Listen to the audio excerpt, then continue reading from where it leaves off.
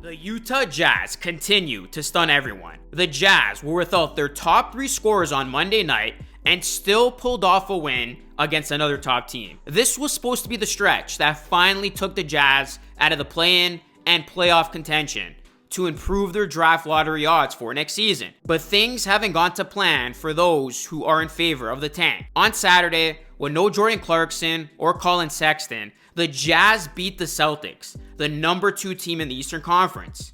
And then on Monday night, with no Clarkson, Sexton, or All-Star Lauri Markkanen, the Jazz beat the Kings, who came into the matchup as the number 2 seed in the West. With these wins, the Jazz at the moment are back in play-in position as the number 10 seed in the West, and they're only 1 game out of the 6th seed and a guaranteed playoff spot. The team is also just 3 games out of 4th place. Unbelievable.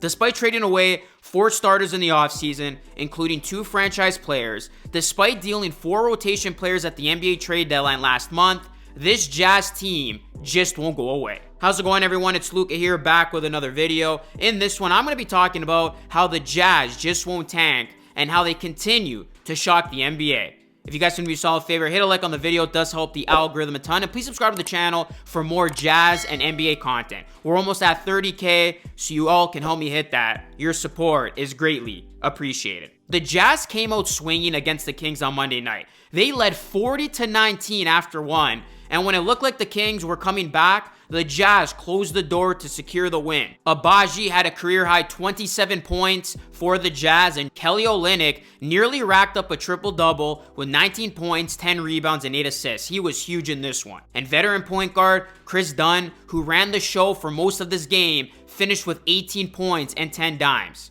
And of course, rookie Walker Kessler continues to turn heads. He had 5 blocks in this win, and he joins an elusive list. Rookies with 10 plus games with 5 blocks since 1990. David Robinson, Dikembe Mutombo, Alonzo Mourning, Shaquille O'Neal, Sean Bradley, Tim Duncan, and now you can add Walker Kessler's name to that list. Walker Kessler has quickly made fans forget about Rudy Gobert this season, and you can argue that Walker Kessler has actually been better than Gobert this season. What Walker Kessler has done in his rookie season is sensational. Over his last 10 games in particular, he has averaged 11.3 points, 12.8 rebounds, 3.7 blocks in 31 minutes per action. On top of that, he's committed just 2.6 fouls, and he's hit better than 76% of his shots.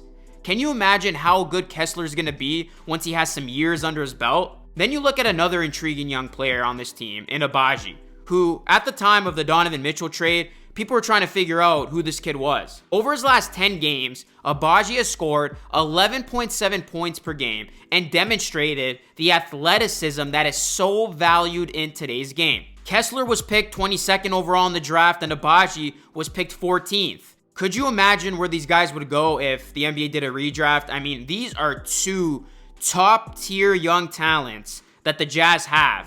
They definitely have some keepers in both of these rookies. And then, of course, coming into the season, the Jazz were looking to get their true, legitimate star player to build around. And many people thought the Jazz were going to get that via the draft. But that has not been the case. The Jazz already have that type of player, and they have found him in Lauri Markkanen.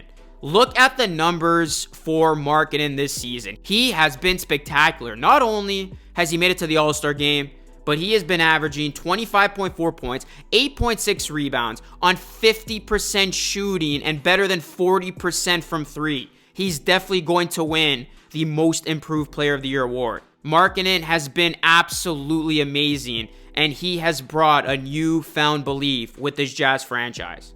And on top of all of this, don't forget, the Jazz still have a ridiculous haul of draft picks in their pockets to be used either as actual selections or as trade bait to bring in what they need with this current group. Now, before we continue on with this video, I do want to announce that today's video sponsor is MANSCAPED. And breaking news, MANSCAPED is now selling beard products. That's right, they've gone from waist to face to help you replace that bulky razor with their brand new Beard Hedger Pro Kit. Finally, tame your mane by going to manscaped.com and use my promo code LUCA3 for 20% off plus free shipping. The Beard Hedger Pro Kit has made it easier than ever to craft your signature look. It all starts with the Beard Hedger. This thing is a juggernaut at fixing faces. With 20 lengths, it's never been so easy to find your signature beard look. The Pro Kit is much more than a trimmer though. It comes with 4 dermatologist-tested formulations for your post-trim care. First, there's the beard shampoo and conditioner. Next, the kit has Manscaped beard oil. And then cap off the kit with the beard balm, a pomade that shapes, styles, moisturizes, and tames for a sculpted look. So get 20% off plus free shipping with my promo code LUCA3 at manscaped.com. That's 20% off plus free shipping with my promo code LUCA3 at manscaped.com. Help support the brands who support me. All right, so even in the midst of the Jazz potentially clearly trying to tank away these games, they're still somehow winning these games. I mean, you look at Jordan Clarkson, he just missed his 6th consecutive game, and 8 of the last 9 with a sprained finger on Monday night. And Colin Sexton has been out with a hamstring injury. Now, these guys could be legitimately still hurt, but the fishy injury comes with Markkanen.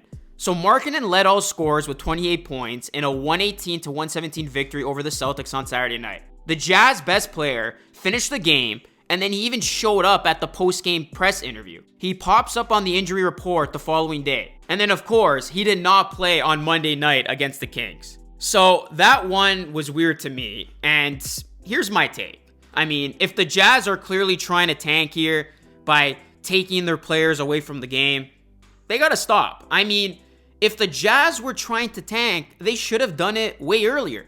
But there's only 11 games remaining, and things are way too tight in the West to completely let go of it. I mean, it's tough to orchestrate a tank this late into the season when a playoff spot is literally right there for the taking. I know some Jazz fans may not want to hear this, but in all likelihood, you're not going to get a top 3 pick in this year's draft. So why not give this young team some reps under these crucial circumstances? And you look at the Jazz, it would have been much easier to wave the white flag and surrender away the season if they were like 5 games back of it all. And then at that point, I would say, okay, pack it in.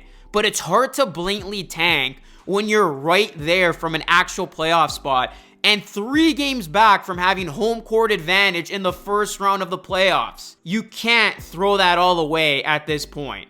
The Jazz, I think, should just play their guys if they're actually healthy and run this thing out. The Jazz have a chance to continue this wild season, and with how uncertain the top of the West is, who knows? The Jazz would actually have a puncher's chance in a first round playoff matchup. I'm curious to see how this pans out for this Jazz team down the stretch, but no matter how it ends, one thing is certain. The Jazz have shocked everyone this season, and they have a damn good team going into the future. And I know Jazz fans have to be excited with what this team can become. I mean, look at what they're doing this season. This team was in no way, shape, or form expected to compete, expected to be anywhere close to a playoff, let alone a play-in spot. And here this Jazz team is, amongst some of the other great teams in the West, right there with a chance to actually make a legitimate push to the playoffs and find themselves in an ideal spot come the first round. I mean, that is absolutely insane. The Jazz, they have played hard all season, and it would be a shame for them to just throw that away with 11 games left. So let's see if the Jazz go for it or they don't. But I will have my eyes out on this team. But Jazz fans, I'm interested to hear what you want to see. What do you think the Jazz should do? Tank or ride this thing out? Let me know your thoughts in the comment section down below. Again, guys, hit a like on the video. It does help it a ton. And please subscribe to the channel for more Jazz and NBA content. This has been one of the most fun teams to watch. The biggest surprise of this season. Let's see what happens with the Jazz. That is it for me as always. Thank you so much for watching. This is Luca signing off, and I'll catch you all again in the next video.